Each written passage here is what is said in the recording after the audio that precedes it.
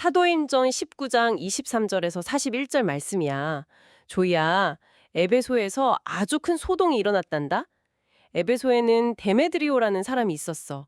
이 사람은 은으로 아데미라는 가짜 여신의 신당 모형을 만들어서 큰 돈을 벌고 있었지. 그런데 바울 아저씨가 사람의 손으로 만든 것은 진짜 신이 아니라고 가르치고 다녔잖아. 사람들이 바울 아저씨의 말을 듣고 예수님을 믿게 되니까 우상 모형이 안 팔리기 시작한 거야. 데메드리오는 화가 단단히 났어. 자기 돈벌이가 줄어들고 여신의 인기도 떨어질까봐 사람들을 모아놓고 불평을 늘어놓았단다.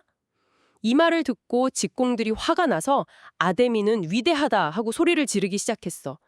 온 시내가 시끄러워지고 화가 난 사람들은 바울 아저씨와 함께 다니던 가이오와 아리스다고를 붙잡아 아주 큰 연극장으로 끌고 갔단다. 조이야, 바울 아저씨 마음이 어땠을까? 사랑하는 친구들이 잡혀갔으니. 자기가 들어가서 구해주고 싶었겠지? 하지만 제자들과 관리들이 바울 아저씨를 말렸어. 연극장에 모인 사람들은 너무 흥분해서 저마다 다른 소리를 질렀지. 사실 절반 이상은 자기가 왜 거기에 모였는지도 모른 채 휩쓸려서 소리만 지르고 있었단다. 2시간 동안이나 쉬지 않고 소리를 질렀어. 정말 무섭고 위험한 순간이었지. 그런데 그때 하나님이 아주 놀라운 방법으로 도와주셨어. 시청을 책임지는 서기장이라는 사람이 나서서 무리를 진정시켰단다. 그는 아주 지혜롭게 말했어. 이 사람들은 신전 물건을 훔치지도 않았고 여신을 욕하지도 않았습니다. 고발할 일이 있으면 정식 재판을 열면 됩니다. 이렇게 아무 이유 없이 소동을 일으키면 오히려 우리가 로마 왕제에게 벌을 받을 수 있습니다. 서기장의 똑똑하고 무서운 경고를 듣고 사람들은 그만 조용히 흩어지고 말았어. 하나님이 서기장을 통해 바울과 친구들을 안전하게 지켜주신 거야. 방금 들은 이야기 속 에베소의 상황, 정말 눈앞에 폭동이 일어난 것처럼 아주 생생하게 다가오네요. 네, 진짜 무서운 상황이었어요. 이야기를 들어보면 그 은세공업자 데메드리오가 소동을 시작한 주동자로 나오잖아요. 그렇죠. 데메드리오가 시작했죠. 도대체 은으로 가짜 여신의 모형을 파는 장사가 얼마나 규모가 컸길래 도시 전체가 들썩이고 무서운 폭동까지 일어날 정도였나요? 그냥 동네의 작은 기념품 가게 수준이 절대 아니었습니다. 이 사건의 이면을 제대로 이해하려면 먼저 에베소라는 도시의 당시 시대적 배경을 좀 들여다볼 필요가 있거든요. 아, 시대적 배경이요? 네. 당시 에베소에는 거대한 아데미 신전이 있었습니다. 아데미 신전이요? 고대 세계 7대 불가사의 중 하나로 꼽힐 정도로 어마어마한 건축물이었어요. 와, 7대 불가사의에 들어갈 정도였나요? 네. 오늘날의 커다란 축구장보다도 훨씬 더 컸고요.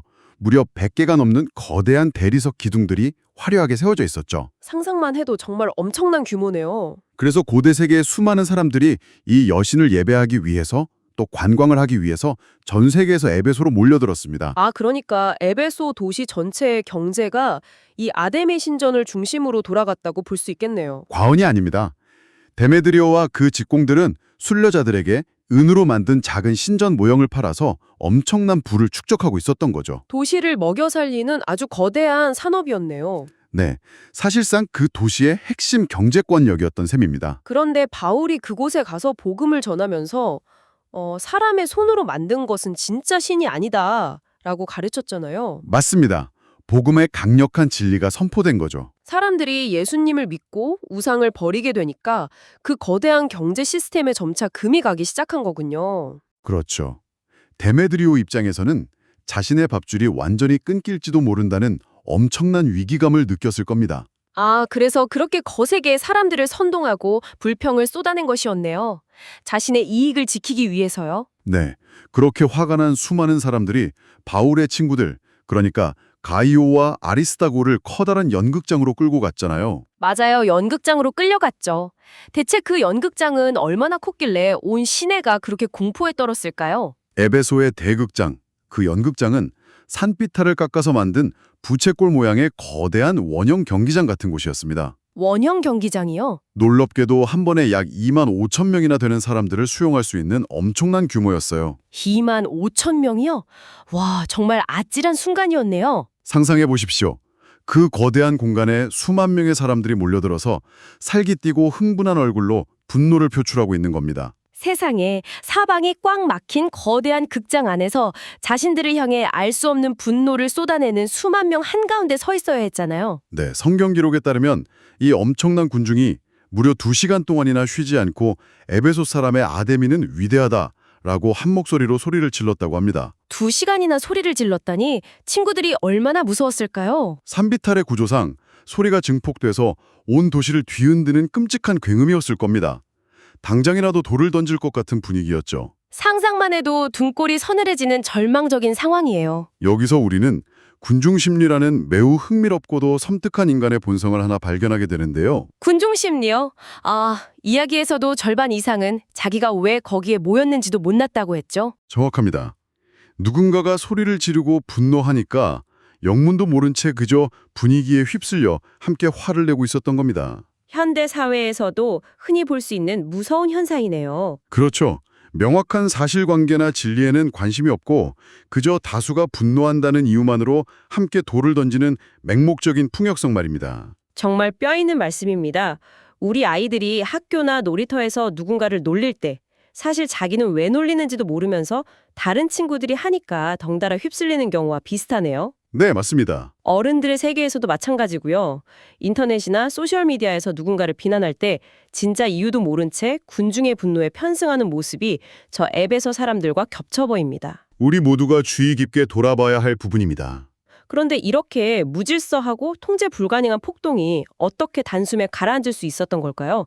서기장이라는 사람의 말 한마디가 그토록 강력했던 이유가 궁금합니다. 서기장은 오늘날로 치면 그 도시의 시장이나 행정 책임자 같은 아주 높은 관리였는데요. 네, 시청을 책임지는 사람이었죠. 그가 사람들을 진정시킬 수 있었던 핵심적인 이유는 바로 로마 황제의 엄격한 통치 방식 때문이었습니다. 로마 황제요. 로마 제국의 통치와 관련이 있었군요. 당시 에베소는 로마 제국의 지배를 받으면서도 상당한 자유를 누리는 도시였거든요. 하지만 로마가 절대 용납하지 않는 딱 한 가지가 있었습니다. 그게 뭔가요? 바로 불법적인 폭동이었습니다. 로마는 평화를 위협하는 소동이 일어나면 즉각 군대를 파견해서 무자비하게 진압해버렸습니다.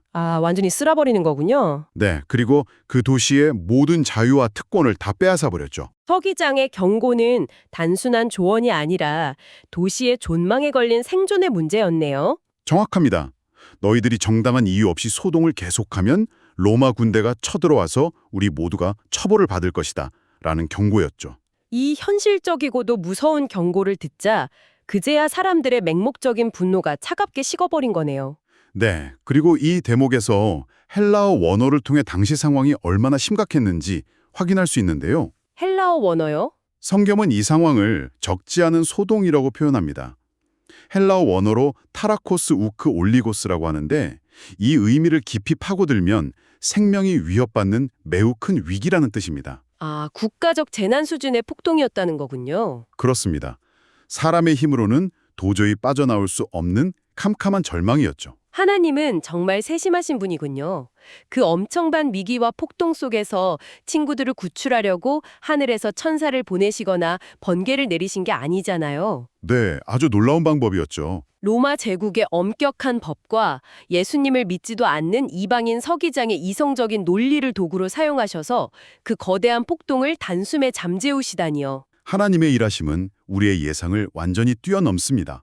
하나님은 온 세상의 역사를 주관하시는 분이시니까요. 믿지 않는 이방인의 입술과 세상의 정치적 상황까지 다스리시는 진짜 왕이심을 확실히 보여주는 사건입니다. 맞습니다. 자, 이제 우리는 이 복잡한 소동 속에 숨겨진 사람들의 진짜 속마음을 묵상해 볼 차례입니다. 속마음이요? 이야기를 가만히 들여다보니까 사람들이 진짜 화난 이유가 그들이 외치던 여신 때문만은 아닌 것 같습니다. 아주 정확하게 보셨습니다. 아까 살펴본 데메드리오의 선동 내용을 다시 한번 곱씹어 볼까요? 네, 사람들을 모아놓고 우리의 돈벌이가 줄어들고 있다. 이 점을 가장 먼저 강조했어요. 겉으로는 아데미 여신의 위대함이 무너질까 걱정이다라고 거창하게 포장했지만요. 속마음은 여신에 대한 사랑이 아니라 내 주머니에서 빠져나가는 돈에 대한 아쉬움과 두려움이었던 거죠. 그 부분이 이 이야기의 가장 핵심적인 통찰입니다. 타락한 인간의 본성은 눈에 보이지 않는 하나님보다 당장 내 손에 쥐어지는 돈과 화려함을 더 사랑합니다. 나의 안정적인 수입을 더 지키고 싶어 하는 거군요. 데메드리오와 에베소 사람들의 마음속에 또아래를 트고 있던 진짜 우상의 정체는 아데미 조각상이 아니었습니다. 그럼 뭐였을까요? 바로 돈과 탐욕이었죠. 복음이라는 강력한 빛이 비치자 그들의 어두운 욕심이 적나라하게 폭로된 겁니다. 그것을 빼앗기지 않으려는 발악이 폭동이라는 형태로 터져 나온 거네요. 그렇습니다. 겉으로는 거룩한 대의 명분을 내세우지만 이면에는 지극히 개인적인 욕망이 숨어 있었던 거죠. 참 씁쓸하면서도 우리 자신을 깊이 돌아보게 만드는 대목이네요. 그런데 억울하게 죽음의 위협에 몰린 사람들과 맹목적으로 분노하는 군중들의 모습을 보니까 성경의 다른 장면이 떠오릅니다. 네, 매우 중요한 신학적 연결고리입니다. 이 에베소 극장에서의 폭동은 우리에게 자연스럽게 십자가 사건을 떠올리게 하죠. 예수님께서 십자가에 달리시기 전 빌라도의 법정들에 모였던 그 군중들의 모습 말이죠. 정확합니다. 죄가 전혀 없으신 예수님, 무죄하고 완벽하신 하나님의 아들을 향해 군중들은 맹목적인 분노를 쏟아냈습니다. 종교 지도자들의 선동에 휩쓸려서 십자가에 못 박으라고 미친 듯이 소리쳤잖아요. 정말 소름 돋을 정도로 닮아있네요. 네, 거짓된 선동, 영문도 모르고 분노를 쏟아내는 군중들, 그리고 억울하게 죽음의 위협 곁에 선 의로운 사람들.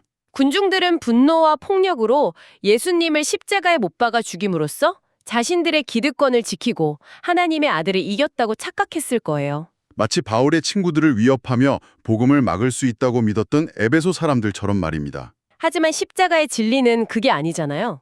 세상의 군중들이 저지른 그 맹목적인 폭력과 가장 억울한 죽음을 통해서 하나님께서는 오히려 인류를 죄와 사망에서 영원히 건져내시는 위대한 구원의 길을 완성하셨습니다. 세상이 아무리 커다란 극장에 모여서 수만 명이 서리를 지르고 위협한다고 해도 결국 하나님의 뜻은 이루어진다는 거네요. 세상의 어떤 권력과 폭동으로 막아서려 해도 자기 백성을 향한 하나님의 구원 계획은 단 1초도 멈추지 않습니다. 이 압도적인 하나님의 주권과 섭리가 바로 오늘 우리가 이 깊은 탐구에서 반드시 건져 올려야 할 보석 같은 진리군요. 그렇다면 이제 이 놀라운 진리를 오늘 방송을 듣고 있는 우리 어린이들과 부모님들의 실제 삶으로 가져와 보겠습니다. 좋습니다. 오늘날 우리는 에베소 시대처럼 은으로 만든 여신상을 섬기지는 않잖아요. 그렇죠. 하지만 진짜 우상이 하나님보다 더 사랑하고 잃어버릴까봐 두려워하는 것이라면 어떨까요? 우리 마음속에도 수많은 아테메 신전이 세워져 있을 것 같습니다. 우상은 아주 교묘하게 모습을 바꾸어 우리 마음의 중심을 차지합니다. 어린이 여러분의 눈높이에서 한번 생각해 볼까요? 매주 받는 용돈, 내가 가장 아끼고 매일 가지고 노는 장난감, 혹은 스마트폰 게임 같은 것들이 될 수 있겠네요. 네, 친구들 사이에서 인기 있는 사람이 되고 싶은 마음일 수도 있습니다. 만약 누군가가 그것을 빼앗아 가려고 할 때 데메드리오처럼 화가 나고 미움이 솟구친다면요. 그곳이 바로 내 마음속에 숨어있는 나만의 아데미 여신인 셈이군요. 부모님들이나 어른들의 세계로 넓혀보면 어떨까요? 사실 어른들의 우상이야말로 데메드리오의 우상과 가장 닮아있지 않나 싶어요. 어떤 부분에서 그렇게 느끼시나요? 내 통장에 쌓이는 잔고, 남들에게 인정받고 싶은 사회적 지위, 흔들리지 않는 안정적인 직장, 이런 것들이 나를 지켜준다고 믿잖아요. 맞습니다. 그것을 유지하기 위해 신앙의 양심을 타협하거나 쉽게 분노하게 된다면 우리 역시 현대판 은세공업자로 살아가고 있는 것일지 모릅니다. 깊은 반성이 필요한 지점이네요.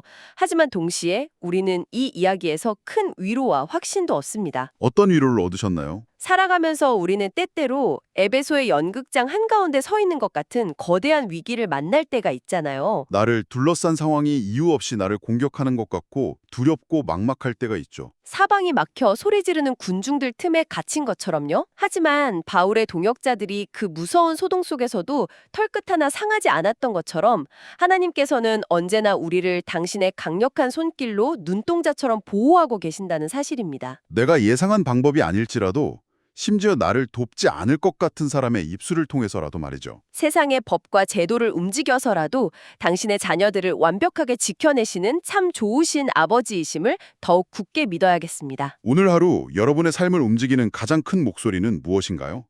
에베소 군중들처럼 이유도 모른 채 휩쓸려 지르는 분노와 욕망의 목소리입니까? 아니면 캄캄한 폭풍 속에서도 여러분을 완벽하게 보호하시며 잠잠히 일하시는 하나님의 세밀한 음성입니까? 오늘 이 이야기가 우리에게 주는 묵직한 도전과 따뜻한 위로가 마음속에 깊이 새겨지기를 바랍니다. 이제 오늘 탐구를 마무리하며 스스로의 삶에 적용해 볼 시간입니다. 여러분은 오늘 무엇을 결심했나요? 각자 마음속으로 다짐한 것을 기억하면서 기도로 오늘 깊은 성경 이야기 탐구를 마치겠습니다. 크고 위대하신 하나님, 오늘 에베소의 큰 소동 속에서도 바울 아저씨의 친구들을 안전하게 지켜주시는 모습을 보았어요. 하나님은 온 세상의 진짜 왕이십니다. 제 마음속에 하나님보다 돈이나 제 욕심을 더 사랑하는 마음이 있다면 십자가의 은혜로 씻어주세요. 언제나 저를 지켜주시는 하나님만 굳게 믿고 어떤 어려움 앞에서도 두려워하지 않는 용기 있는 어린이가 되게 해주세요. 예수님의 이름으로 기도합니다. 아멘.